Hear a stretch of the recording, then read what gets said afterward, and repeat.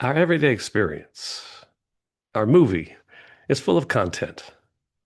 And I say movie because it's a lot like living in 3D, 360-degree movies. That includes everything we see, we hear, we think, we feel, all of our circumstances. And it's mesmerizing, this movie. It pulls us in, it makes it look like that's all there is. But there's something else that must be present.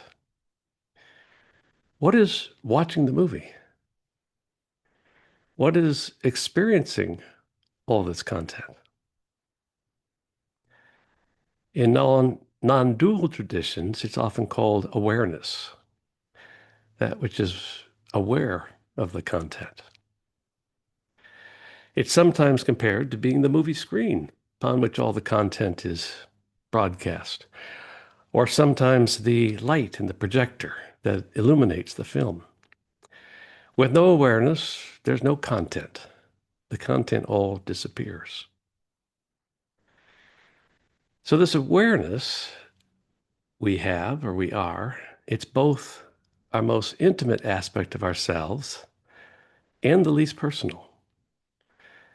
It's intimate in that it gives us the sense of being here. It is that which gives us this sense of being here right now. That's awareness. And it's that which gives us the unique possibility, or excuse me, the possibility to have the unique movie that we have. And in that way, it's intimate. But it's impersonal in the sense that it is the same for everyone. We all share the same awareness. The content of which we're aware is all different, but that quality of being aware is the same for all of us. It stays the same throughout our life. Good news, awareness never ages. No matter how old the body gets, how old the mind, even how convoluted the mind gets, awareness remains the same. The sense of being here, at least I'll speak directly in my case, it's the same as 50 years ago. Yes, my body's different, my memories are different, my capabilities are different, but that basic sense of being here and taking it all in, that's the same. As my dad, when he was almost 90, what he felt like inside, and he said he still felt like he was in his early 30s, that had never changed. So the content changes throughout our lives, changes moment to moment, changes continuously, but the state of awareness remains the same. We can be aware of our awareness. Like just right now, if you look, what's present right now listening to this video or watching this video? That's awareness. Awareness is imperturbable. It is only the content that gets stirred up. It is always there, imperturbable. And it connects us to others in a certain sense.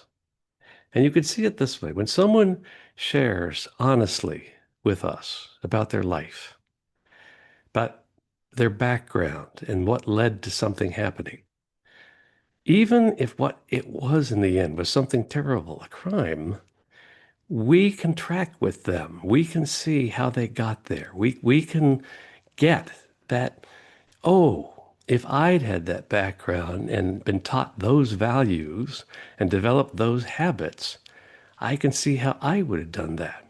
As unimaginable it is from the place I am living. And that's because in the end, it is awareness that goes on the journey.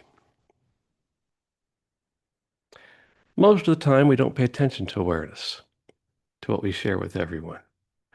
We identify with the content, and we particularly come to believe we really are some of the content, as in, I really am a particular gender, or a race, or a nationality, or a member of a political party or religion. Like, that's who I really am. But that's misleading. Because underneath thinking I'm a man or I'm white or an American, there is this universal awareness, which is the same for everyone. We need a certain amount of identification just to coordinate in life.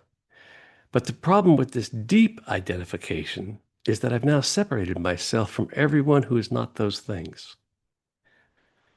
That initial identification does feel good.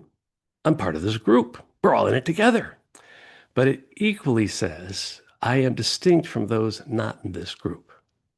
With that, division has been created.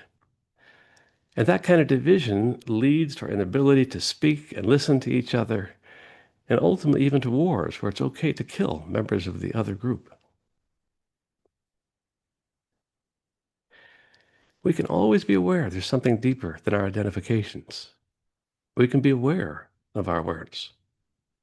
And that doesn't mean not playing the game of life.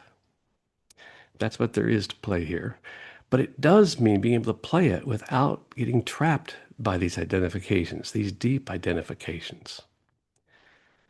One way I can tell when the identification has taken over is I get too passionate, self-righteous about my positions. That's a hint that what's speaking now is the identification. So we can always pause and remember, we're not really any of those things. We don't need to defend them. We don't need to be right. We can listen, we can engage, because what's present here and present with everyone is this awareness.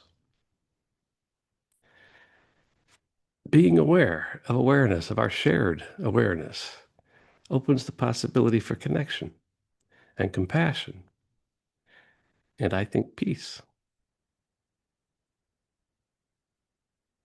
Thank you for listening.